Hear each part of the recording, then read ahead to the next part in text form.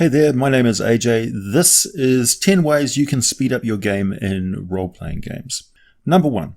As soon as a player has finished their turn, they should be working out exactly what they're going to do next turn. Look up your spells, work out your movement and attack options, any notes to equipment, and keep track of expended ammunition, bonuses that have limited times of effect. Keep track of what other characters are doing. Write notes such as when a character is concentrating on a spell or trying to conceal themselves or heading for cover. Work out beneficial positions to make better use of ranged and melee attack combinations. Number 2. Pre-roll your dice. This includes to hit, saving throw and damage dice. This will feel a bit weird to start with, but it really speeds up the turns a lot. And if your DM has a problem with needing to see every dice roll, well, it's an option, but it certainly helps.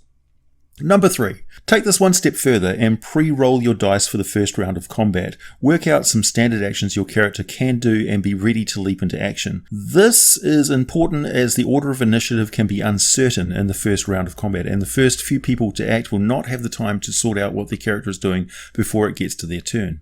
Number 4. Take this one step further and create a dice pool. What is a dice pool? Well, it's a pre-rolled bunch of 20-sided dice roll results you write down on note paper or some sort of cards or markers, and when it comes time to make a roll, simply choose the number you want to use and use it. This not only speeds up the gameplay, it gives you a much more heroic and action-packed adventure feel as you spend low rolls on easy tasks and save high rolls for really amazing feats. And you can prepare your narrative before you use the number, because you already have a pretty good idea of what the result will be, and you can take the time to narrate it to the group in a more interesting and engaging way. So it speeds up gameplay, makes it more dynamic, and potentially improves the experience for other players in the group. Number 5. DMs. Let the players know what the dice rolls required to hit monsters, beat difficult tasks, and make saving throws are. It's always tempting to keep it a mystery until the dice are rolled, but this slows things down and doesn't really add much to the gameplay. Write the target numbers down so the players can pre-roll their dice,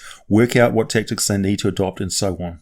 The players are in charge of their characters, but the characters represent individuals who are actually experienced and good at combat and stuff. They know what they're doing, so it's not really metagaming to say the fighter knows best how to penetrate the defenses of a monster, much more than you or I. Unless, of course, you happen to be a master of martial combat.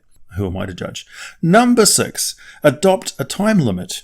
The players have a certain amount of time to say what they are doing for that round. This time limit could be as short as 1 minute for low-level play, but maybe as long as 7 minutes or more for high-level play. It depends on the group and the individuals, but it certainly encourages people to keep it snappy and respectful of a player's turn. When the player is narrating what is going on from their character's perspective, the other players know it is time to pay attention to what they're saying and possibly modify what they're planning to do next. I should add that asking the DM questions certainly doesn't count towards this time limit, and it's not like you actually time them by the second, like have a chess-style clock on the table. It's just a general understanding that a certain time allowance is expected. Number 7. And this is not important for those who play purely in the theatre of the mind with nothing but description and narration to determine what is going on in the game world. Those of you who play using miniature representations of characters, monsters and terrain, whatever form that takes in your game, consider ignoring the finer details of how far and how fast a creature or character can move. Don't bother counting the spaces. In fact, ignore the grid altogether and just put the miniatures where everyone reasonably expects them to be,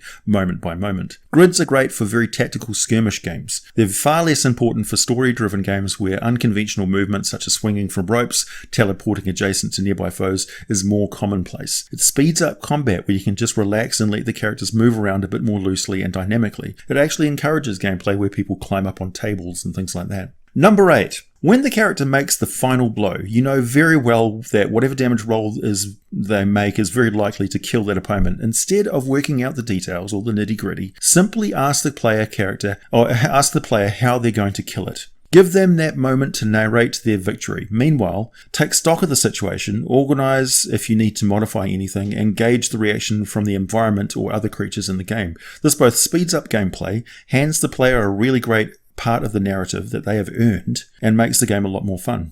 Number 9. Take more breaks. I know this seems counterintuitive, but it actually helps a lot. In a long, drawn-out combat, attention spans get stretched to the limit. Players and the DM can miss details, get caught up on the immersive mental imagery, that it starts to put them into a dreamlike state. People can nod off from simply too much daydreaming. Taking a break means you lean back in your chair or ask someone an out-of-game question. How was your day? How was your day at work? You ask if someone is good for refreshments. You need a top-up, man? You need something to snack? Does anybody want any popcorn? You might want to just pause the action and give a verbal replay of what has happened so far. Okay, so we fought our way through the gnolls. Now we're engaged in combat with the kobolds.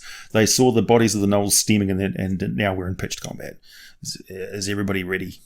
Because it's cool and it helps cement the moment into memory. The players get to chat for a moment, they relax a bit, talk about what's going on, suddenly realize they have a desperate need to go to the bathroom for the last 15 minutes, and then when everybody's ready, you use the last suggestion from this list.